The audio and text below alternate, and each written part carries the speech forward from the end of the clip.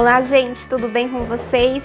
Hoje a gente vai falar sobre um assunto que eu acho que tem muita gente que não sabe, tá por aí fazendo oração do credo, fazendo oração do creio e não sabe o que significa a mansão dos mortos. Sabe aquela hora onde você está na missa, ou então tá fazendo o terço e vai rezar o credo. O credo, o que é o credo, né? Para quem não conhece, é aquela oração: creio em Deus Pai Todo-Poderoso, Criador do céu e da terra, e em Jesus Cristo, seu único Filho, nosso Senhor, que foi concebido pelo poder do Espírito Santo, nasceu da Virgem Maria, padeceu sob Pôncio Pilatos, foi crucificado, morto e sepultado, desceu à mansão dos mortos. Como assim, né? Mansão dos mortos? Como seria isso? Será que é uma casa, uma mansão, onde tem um monte de gente que já morreu? Quando a gente pensa em mansão dos mortos, a gente já pensa o quê? Numa mansão, né? Uma mansão, uma casa imensa, cheia de gente lá dentro. E mansão não significa mansão propriamente dita.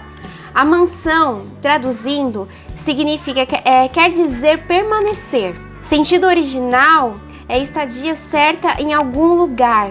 Quando a gente pensa, né, em mansão dos mortos, a gente tem que ter em mente o seguinte: a princípio, o céu, o inferno, o purgatório não são locais, não são lugares onde você vai lá e coloca no GPS e encontra, onde você vai lá, vira direita, vira esquerda e encontra onde é que é o céu, onde é que é o inferno. Esses locais, eles não têm um local certinho. Isso é um estado de espírito. Quando você morre, vai em estado de graça e tendo amado Deus, estado perto dele, quando você morre nesse estado de espírito.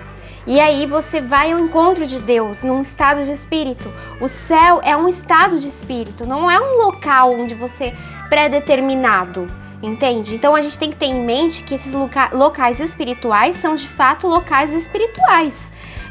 E depende do seu estado de espírito para se encontrar nele. Então, mansão dos mortos não é uma mansão, uma casa, e sim um local onde as pessoas estavam, elas permaneciam ali por um determinado tempo até Jesus morrer na cruz. E como é que aconteceu isso? Jesus morreu na cruz, ele morreu de fato, e nesses 3 dias que ele estava morto, estava no sepulcro, o que ele fez nesses 3 dias? Pois bem, ele desceu à mansão dos mortos. E quando ele desceu à mansão dos mortos, ele encontrou ali tanto os justos quanto os injustos. Ele encontrou todas as pessoas ali, porque antes da morte de Jesus, as pessoas não podiam ver a face de Deus. Não tinha como ver a face de Deus. E quando ele morreu na cruz, foi possível encontrar a face de Deus pela redenção que Jesus trouxe. Então, ele desceu à mansão dos mortos e encontrou ali os justos e os injustos. E nessa coisa dos justos e injustos, eu até tô lendo aqui esse livro aqui, se chama Fé Explicada. E ele é muito bom, gente. Se você tiver condições de adquirir esse livro, ele é muito bom. Tem muita coisa que eu vou fazer alguns vídeos até que vão ser retirados de conteúdos desse livro. E eu recomendo muito que vocês leiam, que é muito interessante. E chegando nesse contexto, né, de que os justos estavam junto com os injustos, a gente pensa o seguinte: pô, mas como assim? O justo vai ficar junto com o injusto? Quer dizer que aquela pessoa que acreditou em Deus, na sua misericórdia, guardou as suas leis, viveu de forma digna, tava lá junto com o cara nada a ver, que praticou um monte de coisa ruim? Como assim?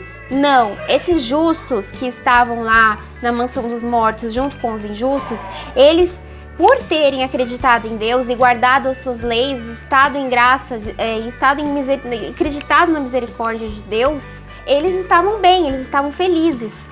Mas o que acontece? Esse estado de felicidade, ele era puramente natural, sem a visão direta de Deus. Eles não estavam contemplando a face de Deus.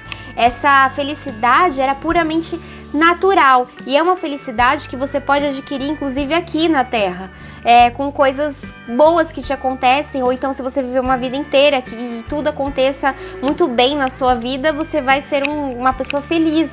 Essa felicidade é das pessoas que se encontravam na mansão dos mortos. E essa felicidade não se compara à visão direta de Deus. Você contemplar a face de Deus é algo extraordinário, não tem nem palavras para transmitir o que seria você contemplar a face de Deus. Então eles não contemplavam a face de Deus, mas estavam num estado de felicidade pela vida que eles haviam levado.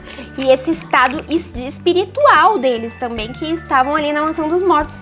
Diferente das pessoas que haviam morrido numa situação ruim, não acreditando em Deus, praticando coisas ruins. Eles não estavam felizes, eles não estavam nesse estado de felicidade como os justos estavam. Então o que aconteceu? Jesus, ele desceu nessa mansão dos mortos e resgatou essas pessoas que estavam ali e para que elas pudessem subir aos céus, estar no céu com Deus e contemplar a face de Deus.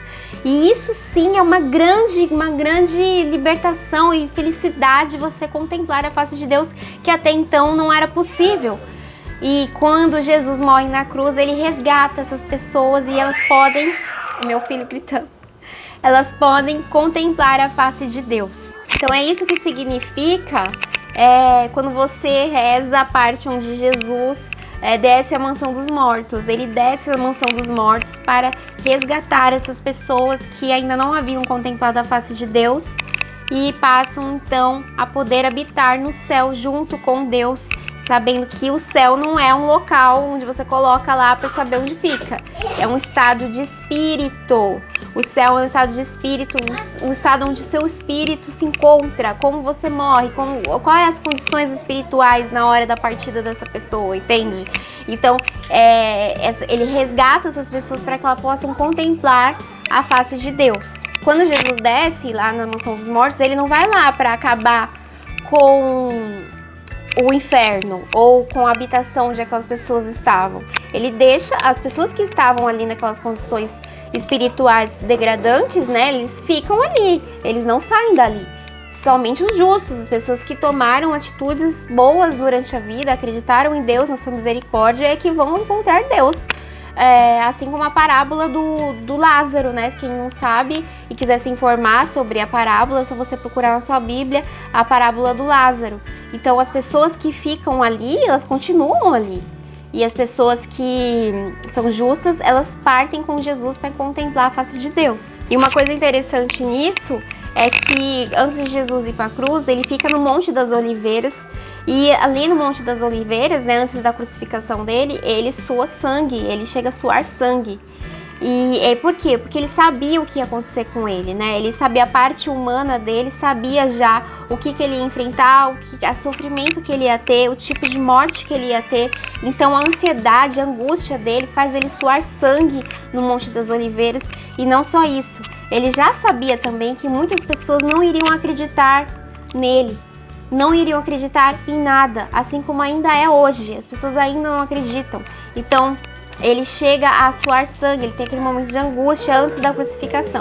E aí, quando ele ressuscita no terceiro dia, o que acontece? Ele fica 40 dias andando por aí, ele come com os discípulos, ele bebe com os discípulos, ele vai passear, muitas pessoas veem ele, muitas pessoas, inclusive Paulo chega a citar numa das cartas dele que 500 pessoas viram Jesus, presenciaram ele vivo e então não tinha desculpa para falar que ele não tinha ressuscitado, porque 500 pessoas haviam visto ele ficou 40 dias andando por aí, foi em Emaús, encontrou os discípulos dele, trocou ideia com os discípulos dele, nem reconheceram, né, e depois que viram que era de fato Jesus, então depois 500 pessoas chegaram a ver ele. E nisso tudo, os discípulos e todas aquelas pessoas passaram a acreditar nele, inclusive morreram por essa verdade. As pessoas, e não foram qualquer morte, não, as pessoas morreram, ou morte de cruz, morte de cruz invertida, decapitados. Então, as pessoas acreditaram veementemente na ressurreição de Jesus. E depois disso, o que eles fizeram para manter essa verdade? Porque o tempo ia passando, as gerações iam passando e eles queriam manter a verdade pura, imaculada. Para manter essa verdade pura e imaculada é que foi feito o credo apostólico, onde você professa a sua fé. E esse credo é o que manteve a igreja longe de heresias, de coisas que vinham falar, Jesus era isso, Jesus... Porque foi passando o tempo e começou a vir muitas histórias que não condiziam com a verdade. Que Jesus não era, era humano, somente humano, não tinha parte divina e várias outras coisas tapafúrdias.